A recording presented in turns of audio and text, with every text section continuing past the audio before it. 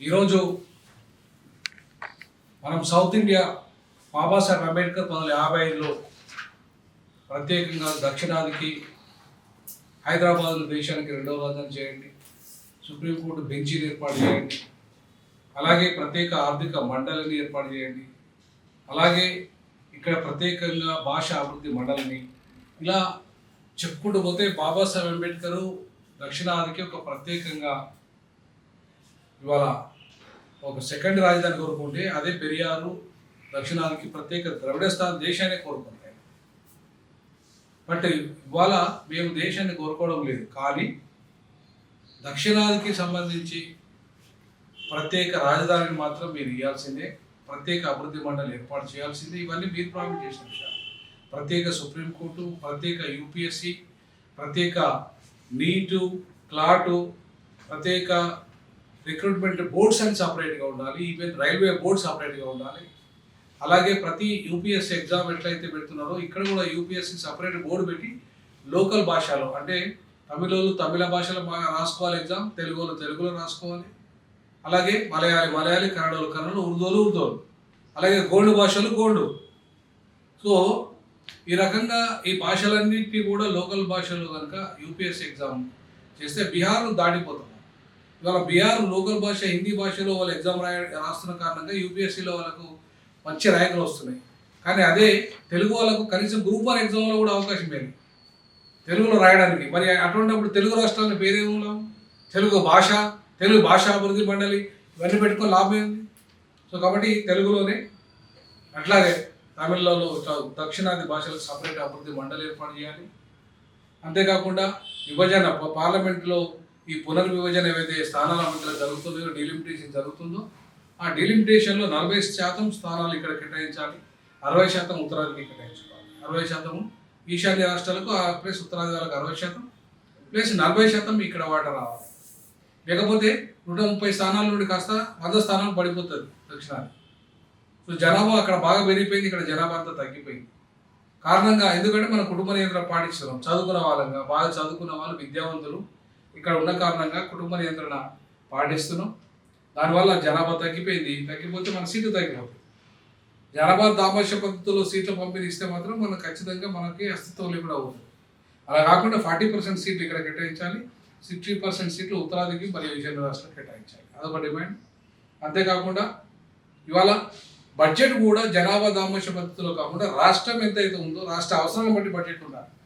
అంతేగాని ఉత్తరప్రదేశ్ జనాభా 25 కోట్లు ఉందని అక్కడ అత్యధిక జనాభాకు డబ్బులు కేటాయిస్తే మరి మేం కావాలి? ఇవాళ గోవా ఏం కావాలి? ఇవాళ ఆంధ్రప్రదేశ్, తెలంగాణ, దక్షిణాదిలో ఉన్న రాష్ట్రాలు, ఈశాన్య రాష్ట్రాలు అయితే ఒకే ఎంపీ ఉంటాడు. ఆడ కనీసం వేలల్లో మాత్రమే ఒక లక్ష జనాభా ఉన్న రాష్ట్రాలు ఉంటే 25 కోట్ల జనాభా ఉన్న రాష్ట్రాలు ఉన్నాయి. మరి 25 కోట్ల జనాభా ఉన్న రాష్ట్రాలకు ఎక్కువ డబ్బు వస్తుందా? 1 లక్ష లేదా ఒక 2-3 లక్షలు, 5 లక్షలు, 10 లక్షలు ఉన్న రాష్ట్రంకి వస్తుందా? కాబట్టి ఇవాళ దీన్ని 40% ఈ దక్షిణాదికి సీట్లు కేటాయించాల్సిన అవసరం ఉంది. బడ్జెట్ కూడా జనాభా దామాష పద్ధతిలో కాకుండా రాష్ట్ర పరిధిలో బడ్జెట్ కేటాయించాలి, రాష్ట్రాల అవసరాలకు బడ్జెట్ కేటాయించాలి. అంతేకాకుండా నదీ జలాల సమస్య కూడా తక్షణమే పరిష్కరించాలి. ఈ కృష్ణా గోదావరి తెలుగు రాష్ట్రాల నుండి అక్కడ కావేరీ జల వివాదం అక్కడ ఉంది, ఎవరి కర్ణాటక మధ్యలో తమిళనాడు మధ్యలో, ఇట్లా ఇంకా చిన్న నదులు, ఉపనదులు కూడా ఉన్నాయి. వాటి సమస్యను పరిష్కరించడానికి ఇవాళ ఒక జల వివాదాల కమిషన్ సపరేట్గా జాతీయ స్థాయిలో ఒకటి ఏర్పాటు చేస్తే దక్షిణాదికి సపరేట్ ఉండాలి. సో ఉత్తరాదికి ఒక జాతీయ కమిషన్, దక్షిణాదికి ఒక జాతీయ కమిషన్, జల వివాదాలు పరిష్కరించడానికి సపరేట్ కమిషన్ ఏర్పాటు చేయాలి. అంతేకాకుండా ఐటీ రంగాన్ని కూడా మొత్తం ఐటీ కారిడార్లు ఇవాళ డెవలప్మెంట్లో భాగంగా ఐటీ డెవలప్మెంట్లో ఆర్టిఫిషియల్ ఇంటెలిజెన్స్, తర్వాత ఏఐ టెక్నాలజీ, మిషన్ టెక్నాలజీ ఇవన్నీ వచ్చినాయి కాబట్టి ఇప్పుడు ఐటీ రంగాన్ని విస్తరించాలి. కాబట్టి ఖచ్చితంగా ఇక్కడ మనకు ప్రతి దగ్గర కూడా ఐటీ కారిడార్లు, పారిశ్రామిక కారిడార్లు ఏర్పాటు చేయాలి. సో దక్షిణాదిలో ఉన్న ప్రతి రాష్ట్రంలో ఇది జరగాలి, అప్పుడే అభివృద్ధి జరుగుతుంది.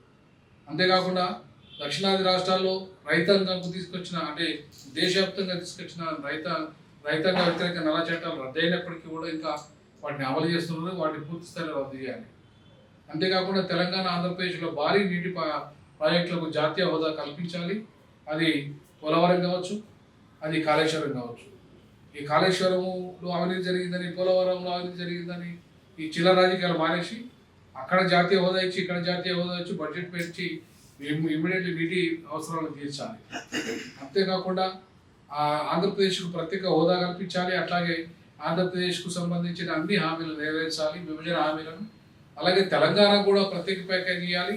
తెలంగాణకు ఏదైతే విభజన హామీలు మీరు ఇచ్చారో అవన్నీ కూడా నెరవేర్చాలి. సో అంతేకాకుండా బీసీ ఎస్సీ ఎస్టీలకి వర్గీకరణ చేయాలి. ఇప్పుడు ఓన్లీ రెండు రాష్ట్రాల్లో వర్గీకరణ జరిగింది, దేశం మొత్తంలో బీసీ ఎస్సీ ఎస్టీలకు వర్గీకరణ జరగాలి. అట్లాగే రిజర్వేషన్లు పెంచాలి, జనాభా దామాష పద్ధతులు పెంచాలి, అలాగే పంచాలి. అంతేకాకుండా ప్రైవేట్ రంగంలో రిజర్వేషన్ కల్పించాలి.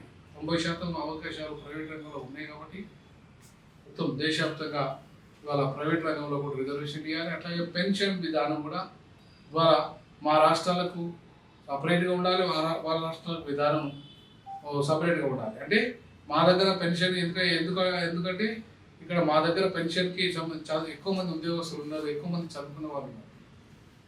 కాబట్టి ఇవాళ పెన్షన్ విధానంలో కూడా మార్పులు తీసుకురావాల్సిన అవసరం ఉంది. ఈ రకంగా దక్షిణాదిలో అనేక సమస్యలు ఉన్నాయి. ఆ సమస్యలన్నింటినీ పరిష్కరించడానికి దక్షిణాది జాయింట్ యాక్షన్ కమిటీ ఇలా తెలంగాణ అధ్యక్షుడిగా మన బోయ శంకర్ గారిని ఈ మధ్య కాలంలో ఆయనను రిక్రూట్మెంట్ చేయడం జరిగింది. ఈ సందర్భంగా అభినందిస్తున్నాను బోయ శంకర్ గారికి. మేము అట్లాగే నిన్న మొన్న ఆంధ్రప్రదేశ్లో కూడా ఆంధ్రప్రదేశ్ ఒక అధ్యక్షుడిని పెట్టాము, అక్కడ కమిటీ వేసి వచ్చాం. ఇక్కడ ఆల్రెడీ కమిటీ ఉన్నది, అధ్యక్షుడు లేడు. బట్ అధ్యక్షుడి ద్వారా మనం శంకర్ గారిని ప్రకటిస్తున్నాం తెలంగాణ రాష్ట్రానికి. సో కాబట్టి ఆంధ్రప్రదేశ్ తెలంగాణ రెండు రాష్ట్రాలలో అధ్యక్షులు అయ్యారు. మిగతా రాష్ట్రాలలో కమిటీ ఉన్నది, అది కర్ణాటకలో కమిటీ ఉన్నది, అలాగే తమిళనాడులో కమిటీ ఉన్నది. ఈ రెండు వాటిలో కూడా అధ్యక్షులను వేసి త్వరలోనే అధ్యక్షులను వేస్తున్నాం.